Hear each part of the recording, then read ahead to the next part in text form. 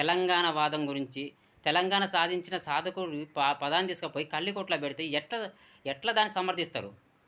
లేదా పూరి జగన్నాథ్ ఎవ్వడు ఏం పీకలేడు. పూరి జగన్నాథ్ పిరికి సన్యాసి. ఎందుకంటే కేసీఆర్ అధికారంలో ఉన్నంత వరకు కిక్కుమనని బాడకావు. కేసీఆర్ అధికారంలో దిగిపోగానే కేసీఆర్ పదాన్ని పెట్టిండు. పూరి జగన్నాథ్ ఎవరిని పీకారంటే ఎట్లా పిరికోడు కదా, అధికారంలో ఉన్నప్పుడు ఎందుకు మాట్లాడలేదు? ఇంకో విషయం, కేసీఆర్ ప్రతిపక్షంలా 5 సంవత్సరాలు మాత్రమే ఉంటాడు, మళ్ళీ అధికారంలోకి వస్తాడు. కానీ ఇదే పూరి జగన్నాథ్ అనేటోడు ఇదే సినిమా మీద బతకాలి జీవితాంతం. ఇంకొక 5 సంవత్సరాల ఆయన అధికారానికి వచ్చినప్పుడు నువ్వు దమ్ముంటే మాట్లాడలేవు. పిరికి సన్యాసులు ఏంటంటే అవతలేపడు అధికారం లేనప్పుడు, అవతలేపడు బలహీనపడ్డ సమయంలో మాట్లాడేటోడిని పిరికి సన్యాసి అంటారు. పిరికి సన్యాసి.